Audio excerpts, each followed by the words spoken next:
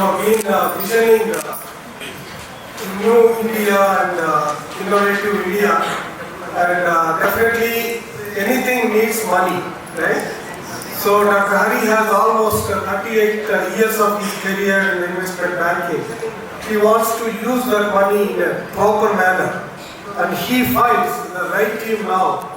Dr. Jagan Chitiprolu, Jagan Chitiprolu, and all these stalwarts who are really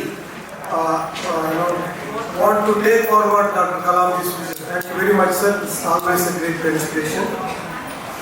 I now request Mr. Jagan Chitiprolu, who is the Chief Managing Director of Samhitha Crop Care Clinics.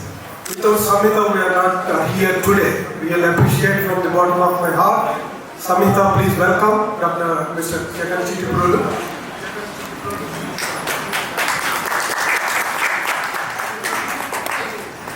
So today, I want to give you a couple of data points since this is a AgFoodTech conference. So the data point that I would like to present, if you look at it from the slide point of view, so the total India GDP standpoint of view, it's right now India is doing at approximately $3.65 trillion, and out of which the 20% of the GDP that is coming from agriculture and food sector so far, so which is the largest sector compared to other rest of the sectors. And within this sector, almost 45% of the employment that is being generated from entire India, and out of which the total size of the economy itself, the ag-food sector itself is almost like $500 billion. And if you look at it in India, the small and marginal farmers are approximately close to 80%.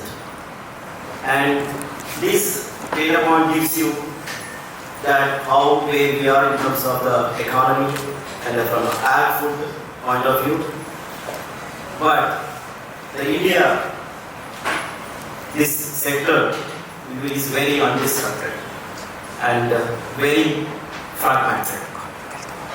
And if you look at it, why the undisrupted and very fragmented is because of various reasons. For instance, India is very diverse cultures. It has been very regionalized and localized. And today, why we are talking about India, and we all know that it's all about the digital India story.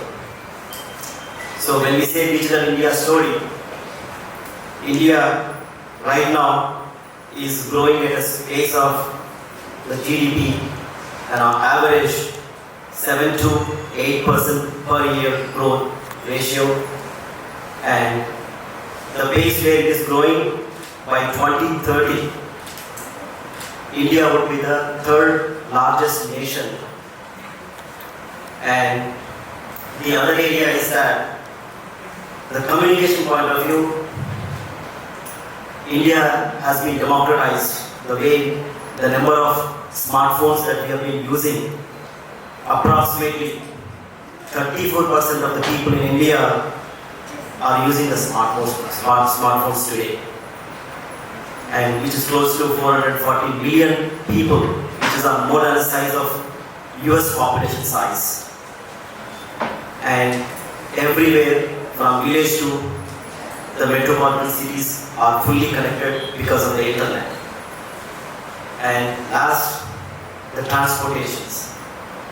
The transportations have been developed across the India, especially the rural roads have been developed, and the national highways have been connected, and we all can predict the transportation time from point A to point B in a predictable manner. So, with these data points, we can all conclude that India is in the cusp of huge digital transformation, and agri-food is already contributing to 20%, and food and agri-business is a recession-proof business. Definitely, there is a huge opportunities for everyone to grow in this space.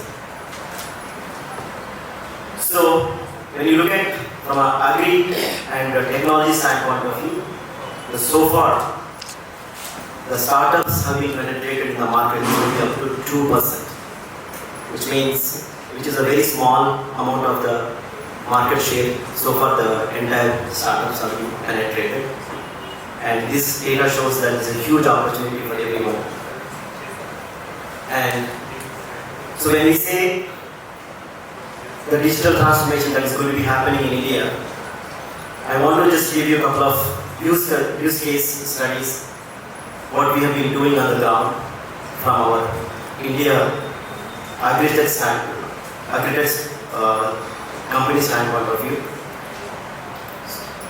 Our India AgFoodTech startup company is Samhitha Crop Care Clinics, and this has been established since last 2 years, more than 2 years, with a team of 150 people team, by building the technology innovation, by building the subject matter expertise, by having our own soil labs and water analysis labs. So we deployed a team of 150 people in Telangana state, and we have expanded in Anantapur. My team went to Anantapur day before yesterday to establish a center in Anantapur cluster. So at the ground, what we have been doing is that so far what we have done on the ground is that we have impacted approximately 10,000 acreage of the citrus orchards, and out of which each acre has got 100 trees approximately. If you look at it, so far digitally we have been monitoring 1 million trees on a continuous period basis, every bi-weekly. And with that, we have been capturing approximately 52 varieties of diseases through our technology lens. And I'm very, very proud to say that we have captured advisory revenue itself is a 1.5 million yearly revenue that we have been capturing. So, with this experience, I wanted to share some of the insights, what we have been capturing on the ground.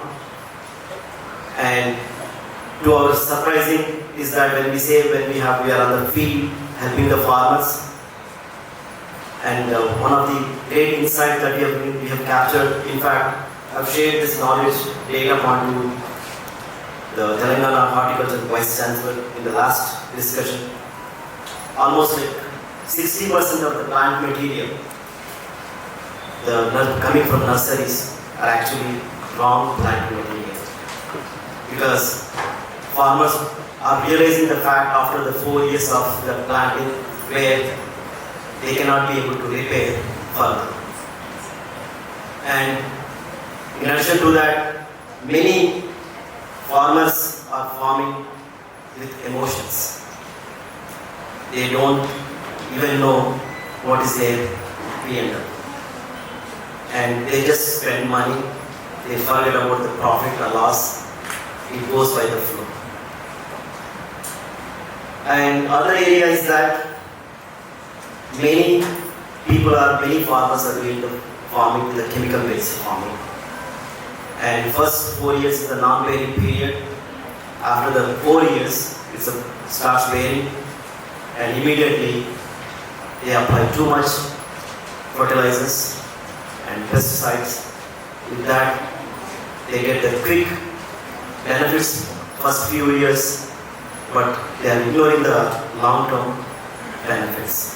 For instance, after 8th year onwards, their plants' mortality is going to be increased, and by 12th year, the entire plants have to be removed. This is a pathetic story every farmer is facing.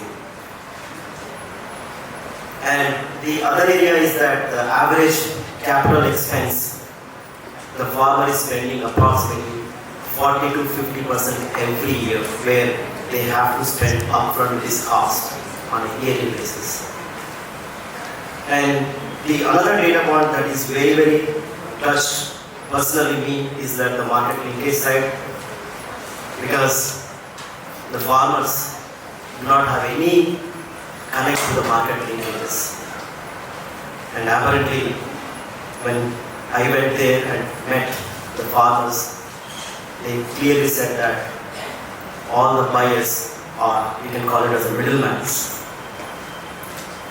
they got into syndicate, and they put a huge price pressure on the farmer during the harvesting, and there is a lot of emotions to it to the farmer, and eventually they have to compromise with the low price for every time during the harvesting time.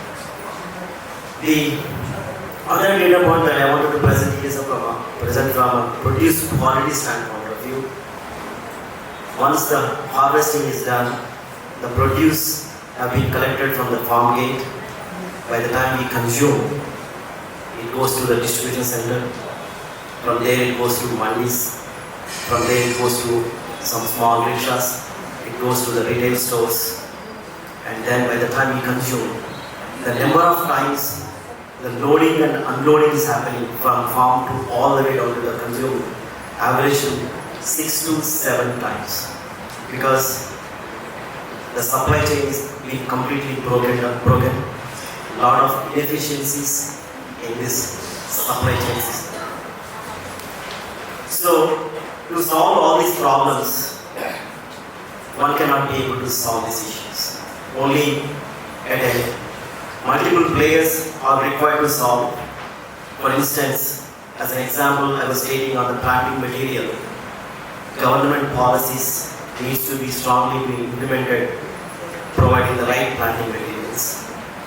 And the other side, companies like us, for instance, lots of startups needs to come forward, bring a lot of innovations, technology innovations, and using the data, they can be able to give the right value to the farmer at each and every vertical. For instance, the vertical could be at an advisory services, or at input linkages, or at market linkages, or at a farm automation.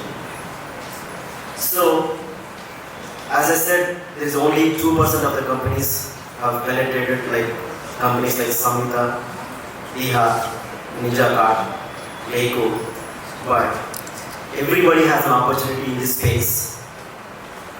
But based on my experience, I wanted to add a remark here is that there is no Amazon equivalent or Facebook equivalent of AgriTech startup and would not be there. And that's going to be period. The reason is that it's very, very complex.